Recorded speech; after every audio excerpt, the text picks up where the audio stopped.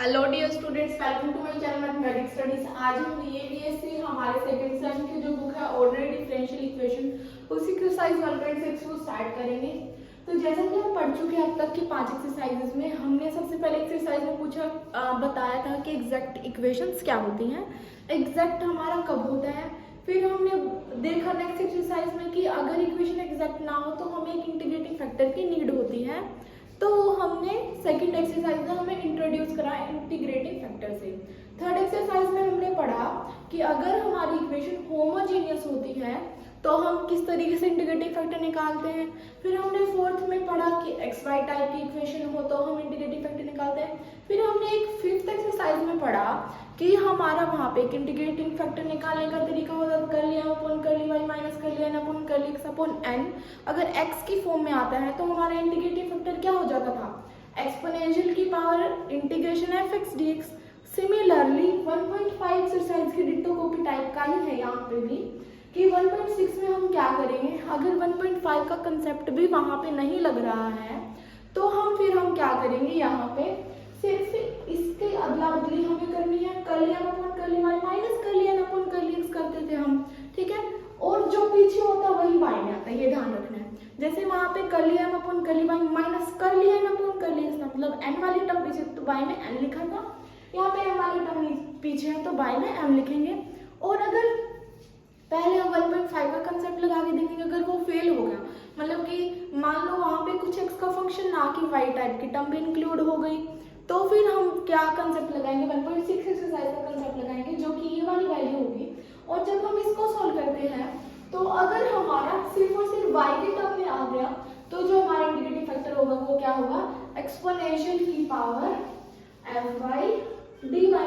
बिल्कुल ही इजी है 1.6, जिसने 1.5 कर रखे उसके लिए 1.6 कुछ भी नहीं है क्योंकि बहुत ही इजी एक्सरसाइज है। अब हम इसका एक एग्जांपल देख लेंगे और हमें बिल्कुल क्लियर हो जाएगा कि 1.6 में बोलना क्या चाहते हैं।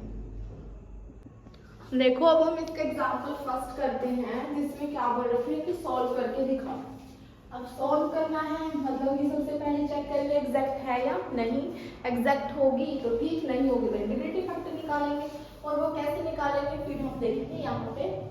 तो हम लिख लेते हैं यहाँ पे हमारी m और n क्या होगा, तो हमारी जो m है वो है 3x² y की पावर 4 प्लस 2xy। अब तो ये जरूरत नहीं है ना बताने की m की वैल्यू कैसे है और n की, है ना, क्योंकि आपने सारी पिछली वीडियोस देख ली है इसीलिए जरूरत नहीं।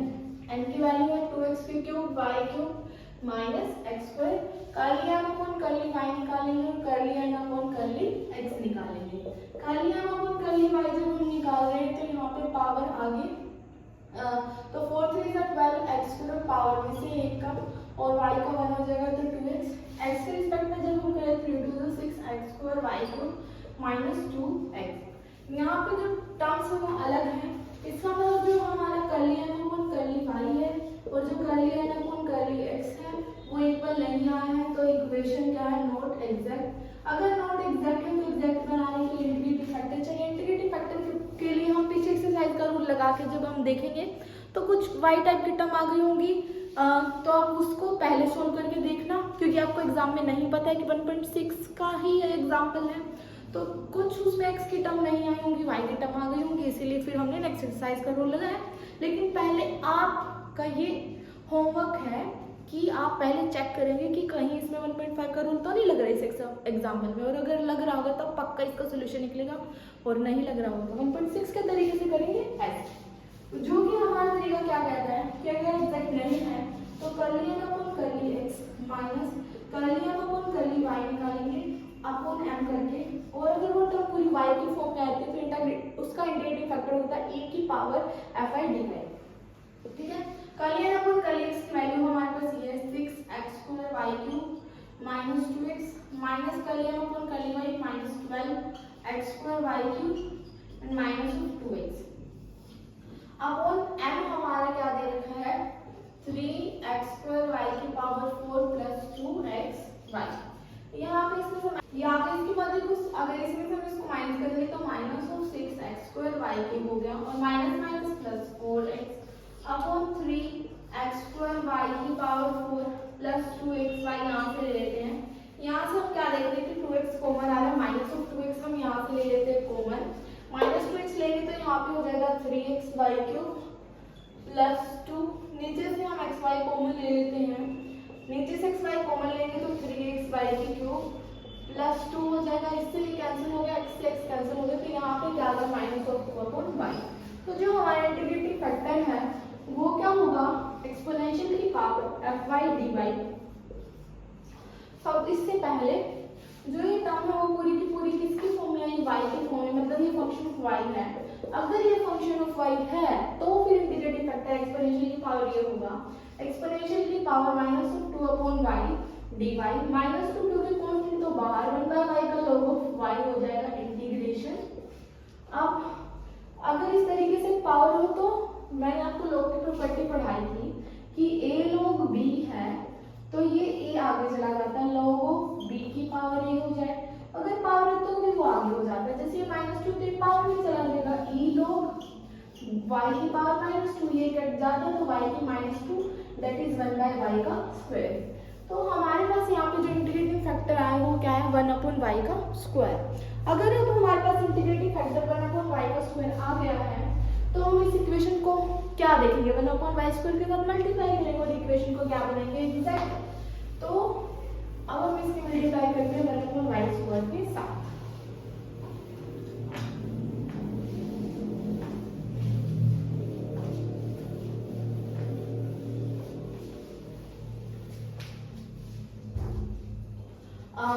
y स्क्वायर के साथ जो मल्टीप्लाई करेंगे तो 3x² y स्क्वायर हो जाएगा plus 2x/y dx plus 2x³ y square से cancel y minus x² dy equal to हो गया 0। अब हम यहाँ से m और n की वैल्यू निकालते हैं, फिर देखते हैं इक्वल हुए या नहीं। ऑब्वियसली इंटीग्रेटिंग फैक्टर के साथ मल्टीप्लाई करें तो इक्वल होंगे ही, एग्जैक्ट बन जाएंगे। तो 3x² y² प्लस 2x/y और n का जब हम देख रहे हैं तो 2x³ y माइनस x²/y²। कर लिया अपन कर ली y निकालेंगे, कर लिया अपन कर ली x निकालेंगे, कर लिया अपन कर ली y जब हम निकालेंगे तो 3 2 6x² y प्लस 1/y का हम करेंगे तो हमारा क्या हो जाएगा -1/y² that is 6x² y minus 2x/y²। यहाँ पे जब हम y के रिस्पेक्ट में कर रहे हैं तो यहाँ पे क्या आएगा हमारा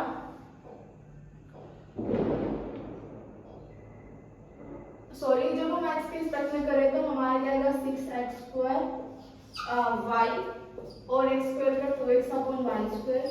तो अब ऑब्वियसली इक्वल आने ही थे तो इक्वल आ भी गए हैं, और अगर इक्वल आ गए तो इसका मतलब ये क्या हो गया है कि इक्वेशन है वो एग्जैक्ट है। अगर एग्जैक्ट है तो हम इसका सॉल्यूशन निकाल सकते हैं, जो कि क्या होगा mdx plus n not containing x dy। तो m dx प्लस n जो कि x को कंटेन ना करती हो dy equal to integrating constant c, यहाँ पे y कांस्टेंट होना चाहिए। तो यहाँ पे y कांस्टेंट लेते हुए m की वैल्यू पुट कर देते हैं 3x² y² plus 2x/y dx plus इसमें भी x है इसमें भी x है तो दोनों ही लेंगे प्लस 0 इक्वल टू c। जब हम इसका इंटीग्रेशन करेंगे x² का तो x³ 3 हो जाएगा और y² का कांस्टेंट ही है प्लस 2x का x²/2 हो जाएगा और ये y कांस्टेंट है इक्वल टू c। 2 से 2 कैंसिल, 3 से 3 कैंसिल, तो x³ y² हो गया plus x²/y equal to c हो गया। यहाँ पे y की पूरी इक्वेशन को y के साथ मल्टीप्लाई कर देते हैं, x³ y³ plus x² equal to cy हो गया, जो कि है हमारा रिक्वायर्ड रिजल्ट। इस क्वेश्चन में भी हमने क्या किया, बोल रखा था कि सोल्व करो। सोल्व करने के लिए हमने सबसे पहले किया क्या है कि एग्जैक्ट देखा, एग्जैक्ट नहीं था तो इंटीग्रेटिंग फैक्टर निकाला, इंटीग्रेटिंग फैक्टर से मल्टीप्लाई करी और फिर उसका सॉल्यूशन निकाल दिया, क्योंकि उसके बाद वो इक्वेशन एग्जैक्ट हो गई थी। और सॉल्यूशन सिर्फ हम उसी इक्वेशन का निकालते हैं जो इक्वेशन एग्जैक्ट हो जाती है। तो ये थी आपकी एक्सरसाइज 1.6 और 1.7 रह रही है, जो कि हम करेंगे नेक्स्ट लेक्चर में। Till then thank you so much.